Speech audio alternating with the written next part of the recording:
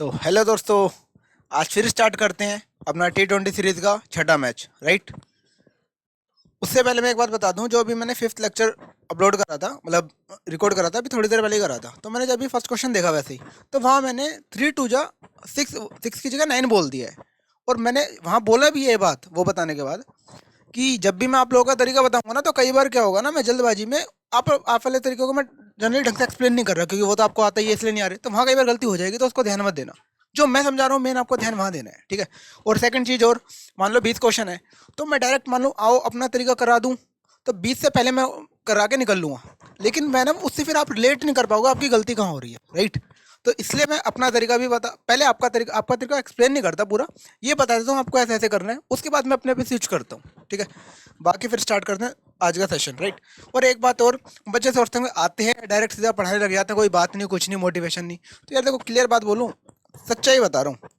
आऊँगा मैं भी यहाँ थोड़ा रील चला के मोटिवेशन गाने लगा के, तुम्हें भी लगेगा यार तुम बच्चे थोड़ी हो, मान लो अभी तुम 10th 12th में तुमने बात करी नहीं है। डायरेक्ट ऐसे सीरियसली बात बोल रहा हूँ, ईमानदारी से। वो सिर्फ पागल बनाने वाली बात है।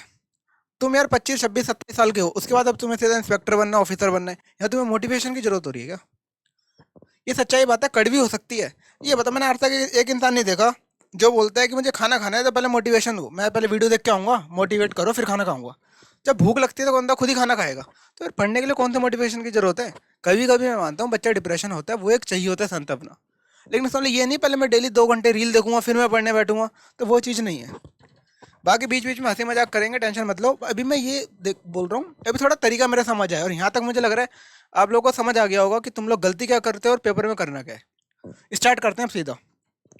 फर्स्ट क्वेश्चन है ये, मतलब ये क्वेश्चन दे रखा है आपके सामने, साइन थीटा पर 1 + cos theta plus this value निकालनी है। यहाँ आपका तरीका पहला चलेगा। मैंने कहा ना आपके वाले तरीके में, फिर मैं बात बोल रहा हूँ, कई बार गलती हो जाए आपके वाले में तो उसे ध्यान में देखना, क्योंकि मैं ढंग से कराता नहीं हूँ।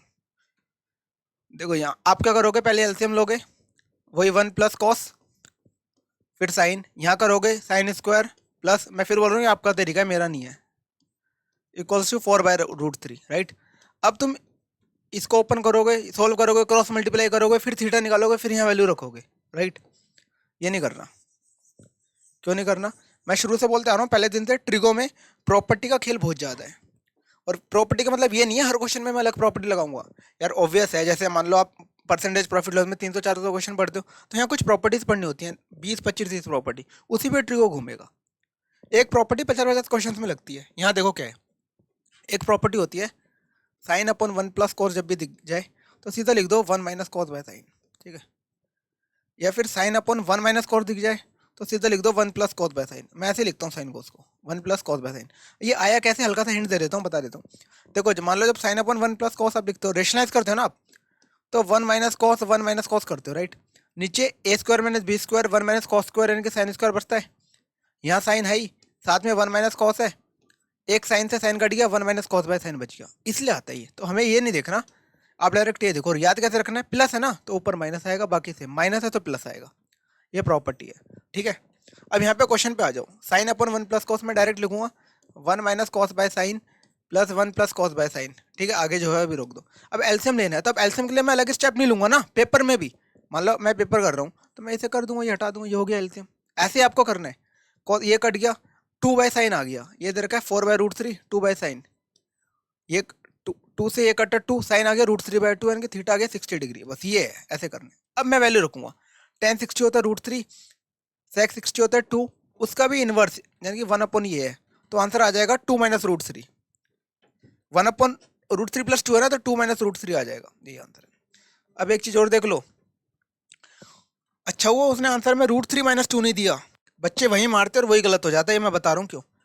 क्योंकि बच्चे क्या करेंगे, √3 + 2 है तो √3 - 2, √3 - 2 से मल्टीप्लाई करेंगे, नीचे माइनस भी, मतलब चलो अब रेशनाइज कर लेना अपने तरीके से, समझ आ जाएगा कहना क्या चाह रहा हूँ। ये कहना चाह रहा हूँ, देखो √3 + 2 है ना, तो आप जब रेशनाइज करोगे ना, पहले बड़े नंबर को ले करो। अगर मान 2 बड़ा है √3 से, अगर मान लो आप ऐसे भी करोगे, चलो मान लो ऐसे कर लिया, तो नीचे जब आएगा ना √3 - 2, तो नीचे -1 बचेगा। इसलिए मैं कह रहा हूँ ये माइनस जब ऊपर जाएगा तो 2 का बन जाएगा, इसलिए ये करा है मैंने। वो तो उसने ऑप्शन दिया नहीं है √3 - 2, मोस्टली बच्चे वही मारेंगे। सेकंड क्वेश्चन सेम वही, तुम लोग यहाँ क्या करोगे, या तो वैल्यू रखोगे, या एलसीएम लोगे, या वैल्यू रखोगे। यार वैल्यू यहाँ रखोगे, यहाँ रखोगे, यहाँ यहाँ यहाँ यहाँ इतने में, वो मैं कर नहीं रहा। सीधा 1 plus cos by sine plus 1 minus cos by sine. अब आगे रुक जाओ, अब एलसीएम लेना है। अब देखो मैं अलग एलसीएम जब पेपर कर रहा हूँ तो दोबारा एक स्टेप नहीं लिखूंगा ना, ये एलसीएम हो गया खत्म, ये हो गया एलसीएम। कॉस से कॉस कट गया 2 बाय साइन, यानी कि 2 कोसेक आ गया, मतलब ये मैं भी लिखूंगा। अब यहाँ आ जाओ, कॉट स्क्वायर को मैं लिख सकता हूँ कोसेक स्क्वायर माइनस 1। अब कोसेक स्क्वायर माइनस 1 को लिख सकता हूँ कोसेक प्लस 1 कोसेक माइनस 1, ए माइनस बी ए प्लस बी। तो प्लस 1 वाला तो कट गया, कोसेक माइनस 1 बचा, कोसेक माइनस 1 प्लस 1, माइनस 1 और प्लस 1 कट गया, खाली कोसेक बचा। तो देखो ना, ये है कोसेक और कोसेक कट गया, खाली 2 बचा। ऐसे करना होता है क्वेश्चन, ऐसे चलेंगे। वैल्यू रखोगे ना, तुम क्या कर रहे थे 45 रखोगे, ठीक है, 1/√2, फिर 1 माइनस 1/√2, फिर इधर वाले में रखोगे, फिर वो उस वाले में रखोगे। ये तो मैंने लिखा ही नहीं, लिखने में टाइम जा रहा है। नेक्स्ट पे आ जाओ। हाँ, इस क्वेश्चन में देखो फिगर दे रखा है, एक सर्कल है ट्रायंगल के अंदर, right, P Q R, P Q Q R P R 3 side दे रखी है, डी ई एफ इसके पॉइंट्स है बीच में। यहाँ पे बोल रहा है P Q Q R R P 15 11 13 है, तो हमें पी डी की लेंथ निकालनी है। पहले मैं तुम्हारा तरीका बता रहा हूँ, तुम लोग क्या करोगे ना, पी डी की लेंथ निकालनी है। मान लो जैसे तुम यहाँ एक्स मानोगे, मान लो मैं एक यहाँ ट्रायंगल बना देता हूँ तुम्हारे लिए। अगर इस तरीके से करूँगा ना तुम्हारे वाले से, तो मैं भी बोल रहा हूँ पेपर में मैं फिगर बनाऊंगा। अगर इस तरीके से मैं करूँगा तो मान लो ये डी है, ये पी है, ये क्यू। पेपर में ऑब्वियसली लॉन्ग मेथड से तो बनाना पड़ेगा फिगर, डी ई एफ। अब हमें पी डी निकालना है, तो एक्स मानोगे, इसे एक्स मानोगे, इसे वाई मानोगे, इसे वाई मानोगे, इसे जेड मानोगे, इसे जेड मानोगे। अब एक्स प्लस वाई हमें कुछ दे रखा है, एक्स प्लस वाई कुछ दे रखा है, फिर वाई प्लस जेड कुछ दे रखा है, फिर जेड प्लस एक्स कुछ दे रखा है। यहाँ से सोल्व करोगे एक्स वाई जेड, फिर आएगा, उतने में तुम्हारा पेपर निकल लेगा हाथ से। इस क्वेश्चन को सॉल्व कर भी दोगे तो क्या हो गया, पेपर से चलेगा हाथ से।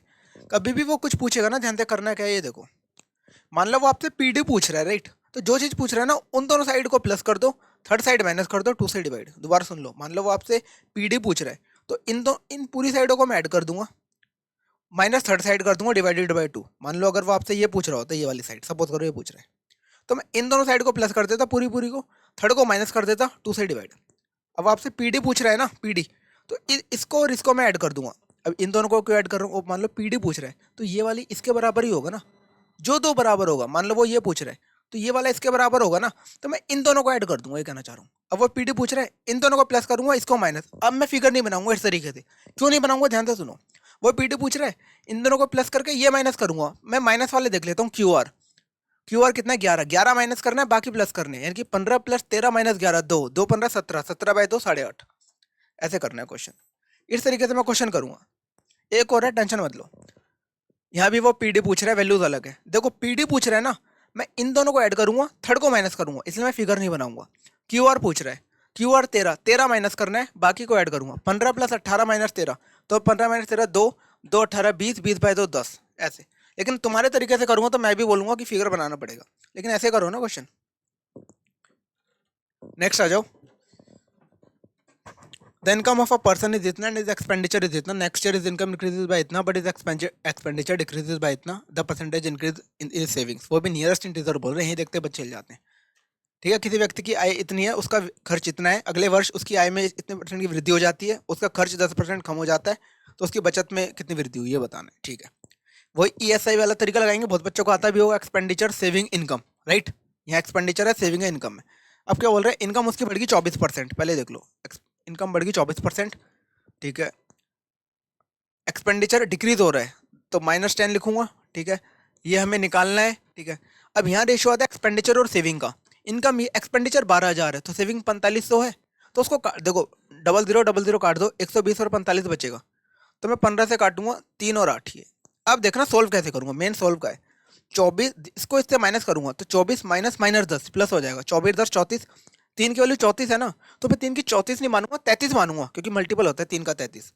क्या होगा, ये कैसे पता लगेगा, सेकंड लेक्चर में शुरू के 2 या 3 क्वेश्चन मैंने ऐसे ही कराए हैं, वहाँ पे मैंने ऐसे वैल्यू मानी है, अभी समझ आ जाएगा कहना क्या चाह रहा हूँ। देख लेना, जो नया है ना वो उस लेक्चर को देख लेना पहले, जो शुरू से देख रहे हो उन्हें समझ आ जाएगा। देखो 24 माइनस माइनस 10 34, 3 की वैल्यू 34 है, तो 3 की 33 मान लूंगा, थोड़ी कम मान रहा हूँ ना, लास्ट में थोड़ा ऐड कर दूंगा, कोई दिक्कत नहीं। 3 की 33, 1 की 11, सॉरी 3 की 33 है, 1 की 11 है, तो 8 की कितनी हो गई 88, 88 और 24 कितना हो गया 90, तो 90 20 10 110 112, यानी कि 112 में थोड़ा सा मैं ऐड करूँगा। अब 112 में ऐड करने के बाद कौन सा आंसर है?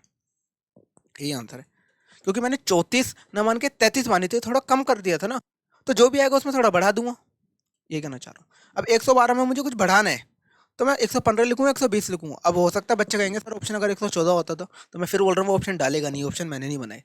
उसे भी पता है, अगर आप यहाँ दोनों 3 की वैल्यू 34 मान लोगे, 1 की वैल्यू हो जाएगी फिर 11 पॉइंट समथिंग, 11.3, 11.3 को 8 से मल्टीप्लाई करोगे पॉइंट में जाती, 11.3 को 8 से, फिर उसको 24 से माइनस, पेपर खराब हो जाएगा, होगा नहीं, उसे भी पता है। एक और क्वेश्चन मैं समझा दूंगा कहना क्या चाह रहा हूँ। और ये मैं आज नहीं बता रहा, पहली बार, ये छठा लेक्चर है ना अपना 6th, मैंने सेकंड लेक्चर में बताया question. Suresh expenditure and saving in the ratio, उसका खर्च और बचत इस रेशियो में दे रखी है, उसकी इनकम इतनी बढ़ जाती है, सेविंग इतनी बढ़ जाती है, तो एक्सपेंडिचर कितना बढ़ गया, वही ESI वाला फॉर्म लगाऊंगा, बीच में आ जाएगी इनकम, इनकम बढ़ रही है 25%, ठीक है। दूसरा बोल रहा है एक्सपेंडिचर सेविंग का रेशियो है 3:1, ठीक है, सेविंग बढ़ रही है 20, ठीक है, ये बताना है। देखो 25 में से 20 गया 5, तो 3 की वैल्यू 5 है ना, मैं 6 मान लूंगा। अब शायद बच्चे रिलेट कर रहे होंगे, जो फर्स्ट टाइम देख रहे हैं वो भी समझ जाएंगे।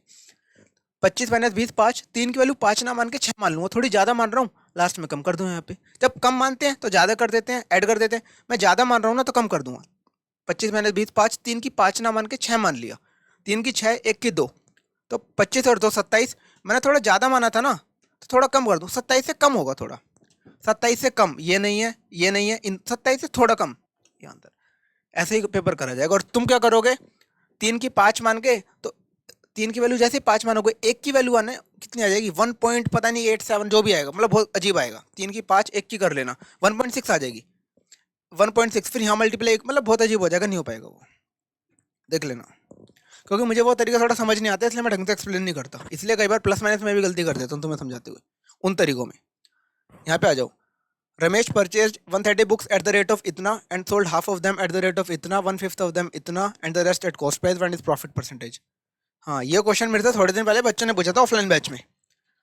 देखो कैसा क्वेश्चन है, अगर वैसे करूंगा तुम लोगों के तरीके से, बहुत अजीब है।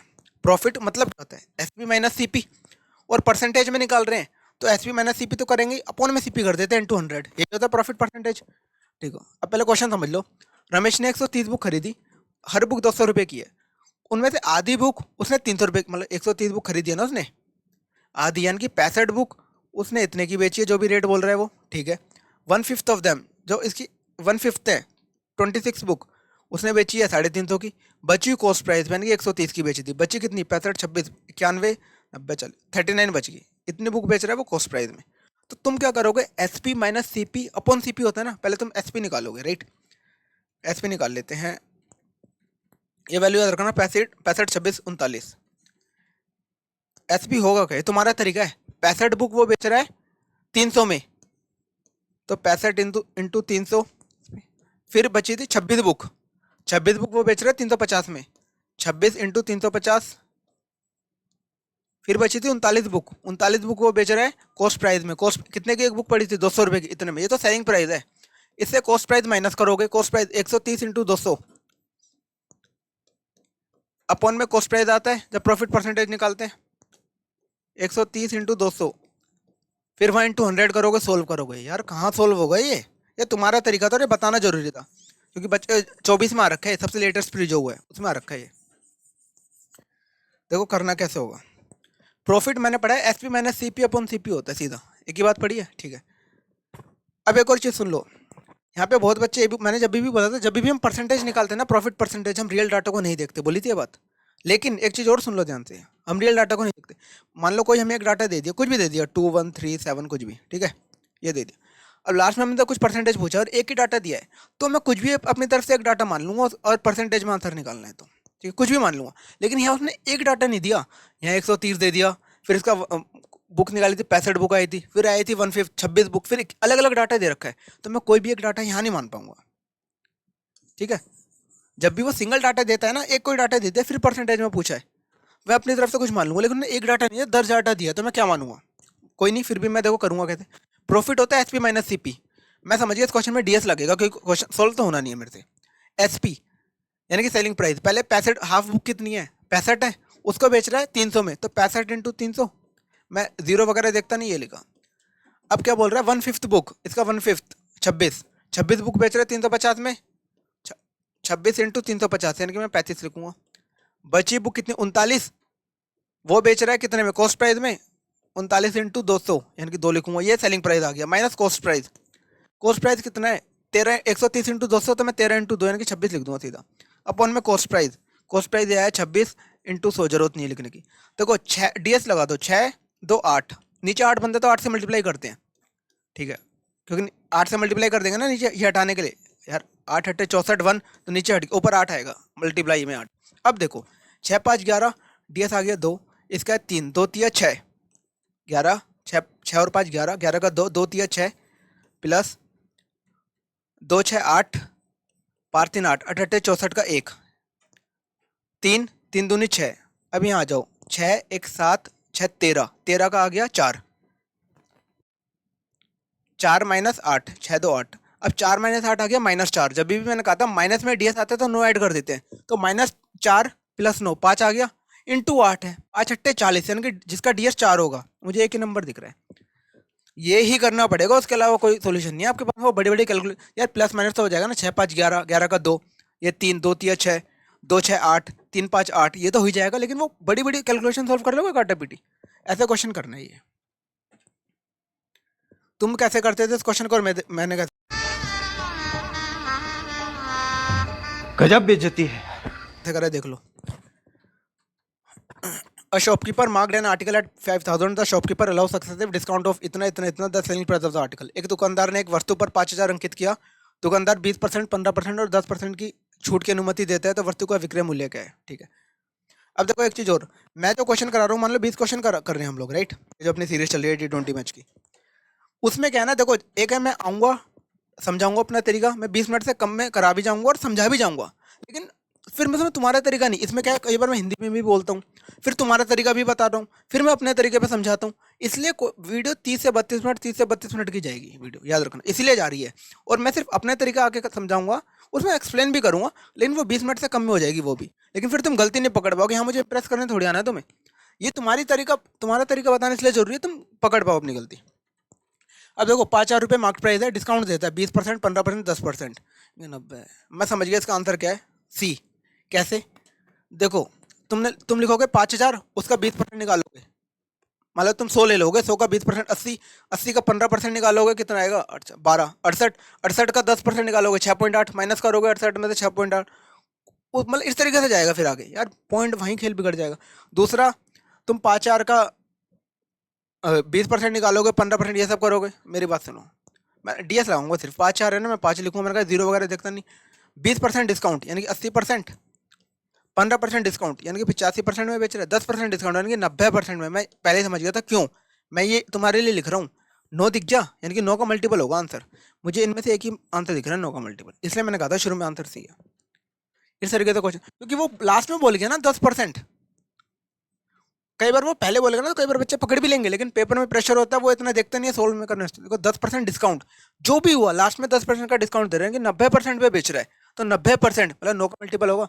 एक क्वेश्चन और गया था, वहां भी 90% पूछा था, वो शायद थर्ड लेक्चर था, 90% of the investment by B, ये क्वेश्चन था, याद आ गया। Next, Ram fixes the sale price of his goods at 16% above the cost price. He sells his goods 12% less than fixed price. Find the profit percentage correct to two places of decimal। ये देखो पहले तुम्हारा तरीका 100 से 116 करोगे, अब इसका 12%, यार इसका 12% कौन निकालेगा, फिर उसके बाद माइनस वगैरह करोगे, यही करोगे ना। मैंने पहली वीडियो में वाले, क्योंकि मुझे पता लग रहा है कौन से क्वेश्चन कौन से उसमें करा रहा हूँ, ठीक है। देखो अब देखो मैंने बताया था, जब भी, और हाथ भी ऐसे थे, मैंने समझाया था कि जब भी वो मार्कअप करो और फिर डिस्काउंट दे, मार्कअप करके डिस्काउंट दे, सेम यही हाथ थे ऐसे। तो एक ही चीज़ हमें लगानी है, A minus B minus A B by 100, यानी कि 16 माइनस 12 4, माइनस 16 इंटू 12/100, बस 12 का टेबल तो आता ही है, 12 6 72 का 2, 7 12 1 12 7 19, यानी कि 19, 2 है तो 1.92। अब देखो 4 में से 1.92 माइनस करना है कैसे, 4 में से 1 माइनस करो, 3 3 से थोड़ा कम, पूरा 1 माइनस नहीं कर रहे हैं ना, 3 से थोड़ा कम, 2.08, ऐसे करना है। नेक्स्ट, इसलिए मैंने एक क्वेश्चन के दो दो रखे हैं, पहले 8% बढ़ा रहा है, फिर 18% डिस्काउंट दे रहा है। तुम 100 से 108 करोगे, फिर इसका 18% निकालोगे, ठीक है, ये सब फिर आगे करोगे, फिर माइनस वगैरह करोगे। वही a minus B, 8 minus 18 minus 10 minus 8 into 18/100, ठीक है। 18 8 144, दो ये तो 1.44 आएगा, तो 10 11.44, कहाँ पे है 11.44, बी ऑप्शन में 11.44। नेक्स्ट, हाँ ऐसा क्वेश्चन जा रखा है, मुझे ये तक याद है कौन से उसमें क्या करा है, फर्स्ट उसमें करा है मैंने क्वेश्चन, फर्स्ट में हाँ दो क्वेश्चन थे, एक इंटीरियर एक एक्सटीरियर का, फर्स्ट लेक्चर में। देखो, the sum of the interior angles of a regular polygon A is इतना, each interior angle of a regular polygon इतना, the sum of the number, देखो दो पॉलीगन दे रखे हैं ए और बी, एक का ये सम दे रखा है इंटीरियर एंगल का, दूसरे में एक इंटीरियर एंगल दे रखा है बी, दोनों की साइड्स कितनी है दोनों सम ये बताना। देखो पहले में तो वही करेंगे जो सब करेंगे, n minus two into 180, n minus two into 180, ये सम होता है पॉलीगन का, इंटीरियर एंगल का n माइनस टू इंटू 180, ये इधर का 1260, ठीक है। देखो 0 से 0 कट गया, 18 7 जा, n आ गया 9, यहाँ पे 2 वहाँ चलेगा, n आ गया 9, ठीक है। ये तो सब करेंगे, मैं भी ऐसे ही करूँगा। ये कैसे करना है, देखो यहाँ मैंने बताया था सेम यही वैल्यू थी वहाँ पे। अब देखो ये हमें पता है हेक्सागन में छठभुज में 120 डिग्री एंगल होता है इंटीरियर एंगल आंतरिक कोण, और ऑक्टागन में अष्टभुज में 135 होता है। ये इसकी 6 साइड होती है, इसकी 8 साइड होती हैं, ये 6 और 8 के बीच में आ रहा है तो इसकी 7 साइड होंगी, 7 साइड इसकी, 9 साइड इसकी, टोटल कितनी साइड हो गई 16 ये। लेकिन तुम पता है इसे कैसे सोल्व करोगे, मैंने वहाँ भी बताया था, यहाँ जो 7 निकाला है ना, तुम इसे कैसे सोल्व करोगे, n minus two into 180 upon n equals to 128 4/7, तुम ऐसे सोल्व करोगे। यार ये वाला सोल्व होगा पेपर में, ये तो नॉर्मल था, ईजी था, ये फ्रैक्शन है, पहले 128 को 7 से मल्टीप्लाई, ये सब नहीं होगा ये। नेक्स्ट पे आ जाओ।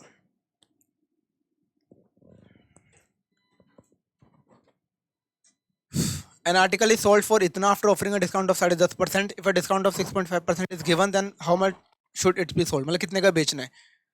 अब देखो 10.5 का डिस्काउंट दे रहा है, यानी कि 89.5 की वैल्यू दे रखी है, 716 89.5 की वैल्यू है।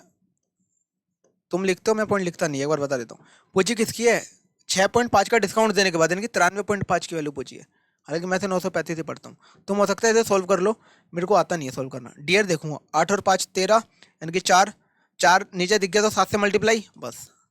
अब यहाँ आ जाओ, 5 3 8, इसका 7 है, 8 7 इसका 8 है, इसका 7 है, 8 7 56, 5 6 11 2, इसका कितना है 7 1 8 से 14, यानी कि 5 5 दूनी 10, यानी कि एक DS जिसका आएगा एक, 7 4 11 8 19, इसका है 7 3 10 दोबारा नहीं है, 6 7 नहीं है, 7 5 नहीं है, एक का DS है। देखो यहाँ भी 2 DS मैच कर रहे हैं, नो लेकिन है हमारा ये आंसर, DS ही निकालना है और कोई तरीका नहीं है।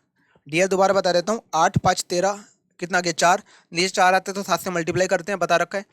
अब देखो इसका DS कितना आ गया 8 8 और इसका 7, 8 7 56 56, 5 6 11 2, इसका देख लो 7 8 6 14 14 का 5 5 दूनी 10, यानी कि जिसके डिजिट का सम 1 आएगा। क्वेश्चन तो मैंने सोल्व करा ही नहीं, तुम काटे पीटे में लगे रहोगे। मैं प्लस देखो प्लस माइनस हो जाएगा, लेकिन वो बड़ी बड़ी कैलकुलेशन नहीं होंगी, क्योंकि वहाँ पे है ना 3 2 जा भी 5 होता है पेपर में, याद रखना, क्योंकि प्रेशर बहुत ज़्यादा होता है। हाँ, a man sells 2 articles at इतना, he gains 5% on one article and loses 5% on the other, find his overall gain और loss percent, ठीक है। पहले तुम्हारा तरीका, 5% एक पे फायदा हो रहा है, दूसरे पे 5% का नुकसान हो रहा है, और दोनों वो इतने के बेच रहे हैं, दोनों का सेलिंग प्राइस सेम है, 5% का फायदा 1/20, यानी कि 20 का सामान वो 21 में बेच रहे हैं, 5% का नुकसान 1/20, 20 का सामान वो 19 में बेच रहा है, ठीक है। ये सेलिंग प्राइस है, तो यानी कि ये दोनों मुझे सेम करने हैं। यहाँ मैं 19 से मल्टीप्लाई करूँगा, मतलब ये तुम्हारा तरीका है, यहाँ मैं 21 से मल्टीप्लाई करूँगा, इस पूरी इक्वेशन को 19 से मल्टीप्लाई, इसको 21 से मल्टीप्लाई, ये सेलिंग प्राइस सेम बनाऊंगा, आगे करूँगा भाई पता नहीं। अब देखो आ जाओ, ये सबको पता होगी ये बात कि जब भी हम लोग प्रॉफिट और लॉस परसेंट सेम दे रखा होता है ना, तो दोनों का नेट आता है R²/100 है, ये X²/100 बोल दो, राइट। तो बोल रहा है 5% का प्रॉफिट है, 5% का लॉस है, राइट। तो क्या हो गया R²/100 यानी कि 25/100, 0.25 का लॉस हो गया। अगर लॉस हो, ये तो पता है लॉस आएगा आंसर, यानी कि 2 ऑप्शन तो मैंने काट दिए, ठीक है, ये सबको पता होगा, ये सबको ही पता है 0.25 का लॉस है। अब देखना मेन बात, ये दोनों का नेट निकाला मैंने 0.25, यानी कि 0.25 के लॉस में अगर मैं बेच रहा हूँ तो सामान बेच कितने का रहूंगा मैं, 99.75 में बेच रहा हूँ, ठीक है, और मैं 99.75 में बेच रहा हूँ, ठीक है। ये जो वैल्यू है ना, दोनों का नेट है, लेकिन एक की वैल्यू दे रखी है 99.75, तो दो की कितनी होगी 99.75 × 2, यार ये जो मैंने निकाला है देखो, एक 5% प्रॉफिट है, एक 5% लॉस है, 5 का फायदा 5% का घाटा, तो ओवरऑल जो लॉस आया है 0.25 का है, ये दोनों का नेट आया है। तो यानी कि मैं 0.25 का लॉस है तो 99.75 में बेच रहा हूँ, ठीक है, पॉइंट बोल जाओ 99.75 में बेच रहा हूँ, ये दोनों का नेट है। लेकिन एक की वैल्यू दे रखी है यहाँ पे, तो दो की वैल्यू इतनी हो गई। हमें निकालने की लॉस कितना है निकालना है। लॉस हमारा आया था, मैंने बोला था R² 0.25 लॉस आया था, मैं से 25 पढ़ता हूँ। इसकी वैल्यू ये है तो मैं सोल्व भी नहीं करूंगा ना, ये कट गया, एक की वैल्यू आ गई 2, 25 की आ गई 50, 50 कहाँ पे है लॉस में, ये रहा। अभी मैं ये प्रॉफिट है, हमें लॉस चाहिए, ये रहा आंसर, इसलिए मैंने पहले वो ऑप्शन काट दिए थे। ये वाला जो पीछे क्वेश्चन का है ना, वो एक बार ढंग से देख लेना। अब जैसे ये क्वेश्चन है, इसे देखो, मैं भी अगर इस क्वेश्चन को सोल्व करूंगा फिगर बनाऊंगा, जहां करूंगा ना पेपर में, मैं अगर कल पेपर में बैठूं मान लो आपकी जगह, मैं भी वहाँ फिगर बनाऊंगा। लेकिन करना क्या है, बस मैं इसे नहीं पढ़ूंगा, डायरेक्ट पढ़ूंगा AB4CD11। तुम मान लो मैंने फिगर बना लिया है, तुम कैसे करोगे पहले तुम्हारा बता रहा हूँ। AB4 है, CD11 है, तो देखो AB4, यहाँ से आ जाओ, डायग्राम यहाँ गलत बना रहे हैं वहाँ, चलो AB4 CD11। अब आगे क्या बोल रहे हैं, PD15, ये पूरा 15 है, पूछा क्या इसने, PB पूछा है, ठीक है, इसने पूरा पूछा है। अब तुम क्या करोगे, तुम्हारी बात, तुम इसे एक्स मान लोगे, बहुत बच्चे हैं एक्स मान लेंगे, इसलिए बता रहा हूँ। हो सकता है बहुत सारे कर लें जैसे मैं बताना चाह रहा हूँ, लेकिन मुझे सबको लेकर चलना है। देखो बहुत सारे इसे एक्स मान लेंगे। अब करेंगे क्या, ध्यान से सुनो, ये तो पता है सबको, 15 × 11, ठीक है, ये पूरा इंटू दिस होता है ना, ये पूरा सेकेंड x+4 × 4। अब जब वो ऐसा करेंगे ना, इसे एक्स मानेंगे, ध्यान से सुनना, तो ये क्वाड्रेटिक सॉल्व करनी पड़ेगी, और पेपर में क्वाड्रेटिक सॉल्व करनी नहीं होती, क्योंकि टाइम लगता है बहुत ज़्यादा। मतलब टाइम इन द सेंस, मैं कह रहा हूँ 20 सेकंड भी जा रहे हैं तो जा रहे हैं ना, मैं क्यों खराब करूँ। क्योंकि देखो यहाँ मैं ऑप्शन नहीं उठा पाऊंगा, उसने पूछा है मेरे से PB, लेकिन आपने एक्स किसको माना है, PA को माना है, या आप ऑप्शन नहीं उठा सकते। अगर आप PB को एक्स मान लोगे ना, जो उसने पूछा आप उसी को एक्स मान लोगे, तो मैं ऑप्शन उठा लूंगा। तो देखो मैं करूँगा क्या, जो वो पूछते हैं ना हमेशा उसी को एक्स मानो, मैंने पूरे को एक्स मान लिया। ये 4 है तो बचा हुआ मेरा हो गया x-4, मैंने पूरे को x मान लिया, PB पूछा पूरे को x मान लिया, ये 4 है तो मेरा हो गया x-4। वैसे मुझे इसकी जरूरत भी नहीं है, पूरा है x, तो करते, हाँ ये चाहिएगा, ये हो गया x-4, ठीक है। फॉर्मूला क्या होता है, दिस इंटू दिस होगा 15 इंटू, हाँ दिस इंटू दिस होगा, सॉरी वहाँ भी पहले मैंने, सॉरी पीछे मैंने गलत कर दिया था, 15 इंटू ये होगा ना 4, हाँ यहाँ पीछे भी होगा, मान लो पीछे वाला बता रहा हूँ, 15 इंटू 4 होगा, क्योंकि और यहाँ पे होगा दिस इंटू दिस, ठीक है, यानी कि x इंटू x-4, लेकिन यहाँ मैं कर नहीं पाऊंगा उस तरीके से। तो देखो हमेशा याद रखना, वो जब भी वो पूछ रहा है ना, वो PB पूछ रहा है, तो मैं इस पूरे को x मान लूंगा, ठीक है, पूरे को मैंने मान लिया। पहले तो ये देख लो, ये तो पूरा आ गया, 15 × 4 60 हो गया, ऑब्वियस है, ये 15 है, ये 11 है, तो बचा हुआ 4 हुआ ना, 15 × 4 60 हो गया। क्योंकि मुझे भी यहाँ फिगर गलत बन रखी है, यहाँ देखने में इसलिए कन्फ्यूजन हो रही है, वहाँ चलो कोई नहीं, 15 × 4 60 हो गया। अब यहाँ पूरा x है, मान लिया x, और हमें बाहर वाला चाहिए होता है, ठीक, ये x-4 है। अब मैं वैल्यू उठा लूँगा, क्या अब देखना क्या मेन, अब है ये मैं x उठाऊँगा 10, ये आ गया 6, 10 × 6 60, यही आंसर है मेरा। अब मैं बाकी चेक नहीं करूँगा, क्योंकि मान लो देखो, अगर मैं 12 उठाऊंगा तो 8 आएगा, 12 × 8 = 60 नहीं होता, 8 उठाऊंगा तो 4 आएगा, 8 × 4 = 60 नहीं होता, 14 उठाऊंगा तो 10 आएगा, 14 × 10 60 नहीं होता। बच्चे समझ गए होंगे क्या ना चाह रहा हूँ। नेक्स्ट पे आओ, अब देखो, हाँ ठीक है, एक ट्रायंगल है ABC, एक त्रिभुज है ABC, AB दे रखा है, AC दे रखा है, BC दे रखा है, B का एंगल निकालना है। मैंने पहले यहाँ नज़र मार ली, क्योंकि जब ऐसा क्वेश्चन पूछा ना, तुम लोग क्या करोगे, कोसाइन फॉर्मूला लगा दो, क्योंकि एंगल पूछा है, तुम लोग करोगे, तुम्हारा बता रहा हूँ, cos B = और वैसे ना A² + B² + C², वो पहले तुम इन सबकी वैल्यू रखोगे, जैसे मान लो A² + B² - C² / 2AB। अब ABC कौन सा है वो देख लेना, मैंने वैसे बता रहा हूँ, तुम इसकी वैल्यू रखोगे, स्क्वायर करोगे, इसकी रखोगे, इसकी रखोगे, इन सबकी वैल्यू रख के करोगे, फिर cos भी निकालोगे, राइट। अब मुझे एक बार 90 दिख गया ना, तो हो सकता है राइट एंगल हो सकता है, मैं श्योर नहीं हूँ। अब क्या मैं राइट एंगल में भी क्या सबका स्क्वायर करके वो करूँगा, H² = B² + P², नहीं, 6 देखो सब में कॉमन है, 6 कॉमन है, तो बचा क्या, √3 2 1, यार ये तो राइट एंगल होता है, 1 √3 2, सबने नहीं पढ़ा। अब देखते हैं, 90 मत मार देना, हो सकता है आंसर कुछ और भी हो, 30 भी हो, 60 भी हो, उसने B पूछा है, हो सकता है A पूछ लेता, C पूछ लेता। सुनो, ABC है ना, एंगल B पूछा उसने हमसे। अब देखो 1 √3 2 होता है, 2 1 √3, बस यहाँ से देख लो B। अब क्या है ये AB BC, ठीक है, हो गया, CA, ये AC 6 √, AB का है, हाँ ये है। अब उसने B पूछा है, तो ये हाइपोटेन्यूज के सामने बन रहा है ना। अगर मान लो वो आपसे ए पूछ लेता तो 30 हो जाता ना, ये पूछ लेता 80 तो 60 हो जाता ना, इसलिए कह रहा हूँ 90 आंसर है।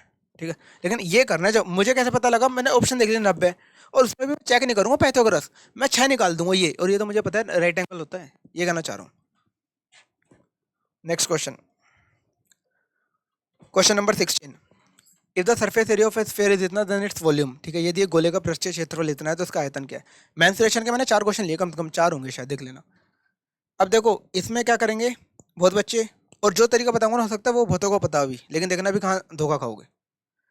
Surface area of sphere 4 pi R square, 4 pi की वैल्यू रखोगे आर स्क्वायर, यहाँ से 1386।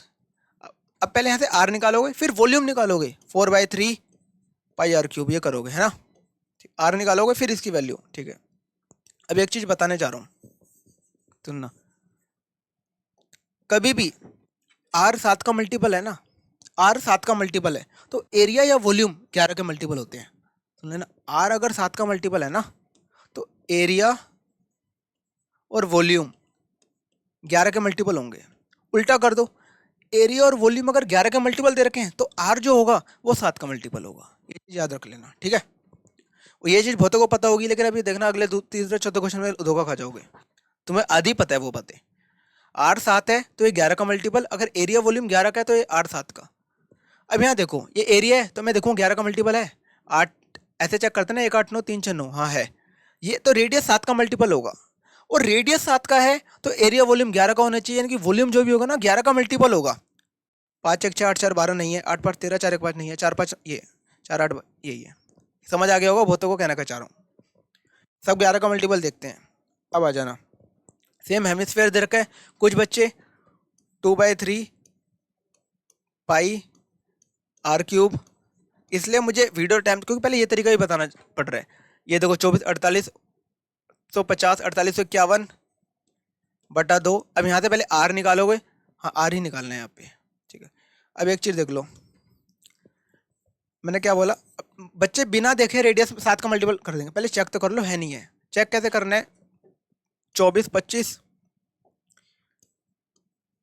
1/2 0.5, मैं सीधा 5 लिख देता हूँ, पॉइंट देखते हैं। ये 11 का मल्टीपल चेक करो, ये 11 का है तो आर 7 का होगा, 2 2 4 5 9 4 5 9 है 11 का, तो आर 7 का होगा, 7 का मल्टीपल 105, ये आंसर है। ठीक है, अभी देखते चलना।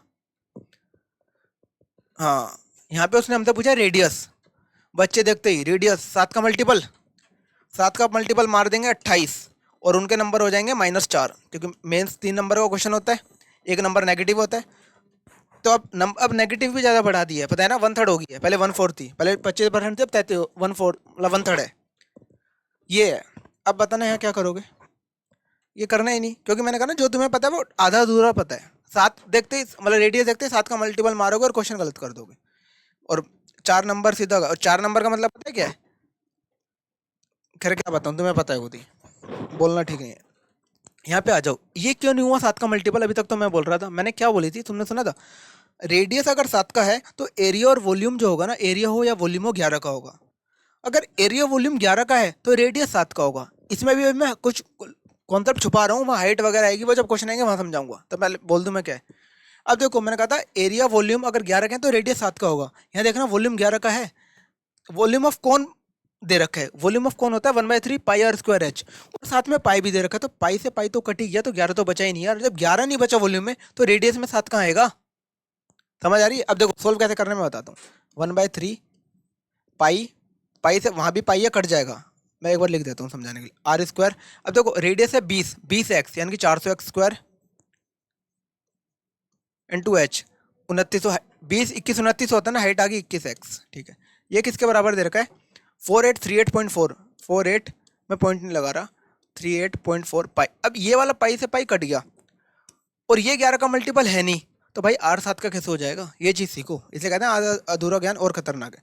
अब इसे सोल्व करना है। अब देखो सोल्व भी कैसे करना है वो भी मैं बता दूं, वो तुम्हारे तरीके से नहीं, पॉइंट तुम यहाँ पॉइंट देखते ही है ना, पॉइंट यहीं है ना, हाँ तुम यही खेल बिगाड़ दोगे, पॉइंट देखते कंफ्यूज, पहले पॉइंट को एडजस्ट करोगे। रुक जाओ, 21 का टेबल, 21 दूनी 42, 63 04, ठीक है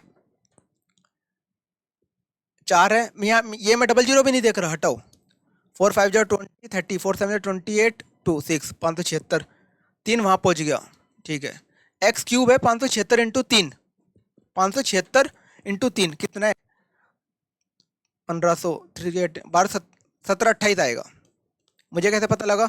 मैंने पूरा सोल्व भी नहीं करा, क्योंकि देखो 12 का क्यूब 17 28 हो रहा है, 3 6 18, वो तुम्हें पता लग जाएगा कहना चाह रहा हूँ। एक्स क्यूब आ गया 17 28, तो एक्स आ गया 12, चाहे वो 1.2 है 1.20 है, मुझे उससे मतलब नहीं है। सॉरी, एक्स आ गया मेरा 12 आ गया, इसे भूल जाओ, एक्स आ गया 12। अब पूछा कितना था? रेडियस, रेडियस है कितना? 20x, 20 इंटू एक्स यानी कि 12, 240। 240 कहाँ पे है? ये रहा आंसर। ये 24, मैंने कहा था ना 0.0 ये सब में दिखता नहीं, ये रहा आंसर। ये पता है कब देखते हैं? मैंने पहले भी समझा रखा है। अगर ऑप्शन ऐसे देखा होता है ना 2.4, 24, 240, अगर ऐसे ऑप्शन दे रखे हैं तो मैं देखूंगा, ऐसे ऑप्शन ही नहीं दे रखे। नेक्स्ट क्वेश्चन पे आ जाओ। नेक्स्ट क्वेश्चन है the volume of a cylinder is इतना, हाइट इज इतना, व्हाट इज द एरिया। हाँ, वॉल्यूम ऑफ सिलेंडर होता है पाई आर स्क्वायर एच। तुम डायरेक्ट करोगे पाई, आर स्क्वायर नहीं पता, एच हमें पता है 13, 2002, यहाँ से आर निकालोगे फिर एरिया निकालोगे। यार थोड़ा दिमाग लगाओ। उसने क्या बोला है? पाई आर स्क्वायर एच बोला है ना, वॉल्यूम होता है पाई आर स्क्वायर एच। देखो, और पूछ भी वो एरिया रहा है, यानी कि पाई आर स्क्वायर पूछ रहा है, वो बेस का एरिया पाई आर स्क्वायर होता है। ध्यान दे, देखो यही तो वो पूछ रहा है, इनटू दे रखा है 13, तो 2002। मैं पाई की वैल्यू क्यों रखूंगा? तुम्हारा डायरेक्ट ही ऐसे हाथ चलता है पाई 22 बटा, ये तो हमसे पूछ रहा है, मैं इसकी ये पूरा पूछ रहा है, यानी कि 13 डिवाइड में। अब देखो जब 13 डिवाइड में आएगा ना, तो मैं इसे भी सोल्व नहीं करूंगा। 3 को मैं किससे मल्टीप्लाई करूँ कि 2 बन जाए? एक ही है, 3 चौक 12, 8 से नहीं कर सकता, 7 से नहीं कर सकता, 1 से। ये ऐसे सोल्व करना है। नेक्स्ट पे आ जाओ। What is the length of long. अच्छा, ये वाला क्वेश्चन क्यों लिया भी समझ आ जाएगा। मैं हर उसमें ना एक आध क्वेश्चन वैसा ले रहा हूँ जो है बहुत ईजी, क्योंकि देखो अच्छे क्वेश्चन तो मुझे लेने ही है, क्योंकि कराने वही है। एक आध ईजी भी इसलिए ले रहा हूँ, तुम्हें पता लगे तुम वहाँ भी कहाँ टाइम बचा सकते हो। देखो, what is the length of longest pole that can fit itself in a hole, इतना इतना इतना। एक कोई कमरा है, कुछ भी रूम है, उसमें मान लो एक खंभा पोल लगाना है आपको, लगा लो 60 फीट लॉन्ग है, इतना ब्रॉड है, इतना हाई है, यानी कि एल बी एच, यानी कि क्यूबॉइड की बात कर रहा है, घनाभ की बात कर रहा है, ठीक है। अब समझ जाओ, यानी कि सबको पता है डायगोनल लगेगा, विकर्ण का फॉर्मुला लगेगा, ठीक है। फॉर्मुला होता है under root of L square plus B square plus H square. तुम क्या करोगे? Direct L square 60 square plus B square 30 square plus 20 square 4, ये सोल्व करोगे। मैं इसलिए बोलता हूँ हमेशा ऑप्शन देखो। अब जैसे मुझे पता है ना L L square plus B square plus H square, 60 का स्क्वायर, यानी कि 60 प्लस जा रहा है आंसर, जो भी आ रहा है 60 प्लस ही जा रहा है, सोल्व नहीं करूंगा। 60 प्लस एक ही ऑप्शन है, और ये एक जगह नहीं लग रही। पहले क्वेश्चन से देख लो मैं कितनी जगह लगा के आ रहा हूँ, पहले क्वेश्चन से देखते चलो। नेक्स्ट, ये क्वेश्चन भी वही रखा होगा सेम उस टाइप से। हाँ, डिस्काउंट बताना है 9% और 17% का इक्विवेलेंट कितना होगा। कुछ बच्चे 100 से 81 करेंगे, 100 से 83 करेंगे, ऐसे करेंगे ना, 100 से 81, 100 से 83, इसको मल्टीप्लाई वगैरह करेंगे, ठीक है, इसको मल्टीप्लाई, ठीक है। और हो सकता है इस वाले को बहुत ना भी करें, वो डायरेक्ट कर लेंगे, A plus B minus A B by 100, सबको फॉर्मूला पता है, ठीक है। वो करेंगे ए प्लस बी, क्या है 17 9 26 माइनस 17 इंटू 9, ऐसे करोगे, ठीक है। पर मैं तुमसे कहना चाह रहा हूँ, मैं भी यही लगाऊंगा, लेकिन फ़र्क क्या है पर देखो, ये क्योंकि ये तो बहुत ही ईजी क्वेश्चन है, लेकिन कहना क्या चाह रहा हूँ, ऐसे करूंगा तो मुझे लिखना पड़ेगा, मैं नहीं बोलूंगा 26 माइनस 17, इतना भी दिमाग में नहीं होता। लेकिन मुझे पता है ए प्लस बी माइनस 17 प्लस 9 26, 26 से कुछ माइनस कर रहा हूँ, ऑप्शन पे मैं नजर जा दूंगा, 26 से कुछ माइनस कर रहा हूँ, तो 26 से छोटा होगा, ये नहीं होगा, ये नहीं होगा, ये नहीं होगा, यही होगा बस, ठीक है। हाँ, ये लास्ट था। ऐसे पेपर करा जाता है जब पेपर में बैठते हैं तो, लेकिन वो जब ही होगा जब आप घर पे लगाओगे, राइट। बाकी आज का ही रोकते हैं, नेक्स्ट स्टार्ट करते हैं, ठीक है।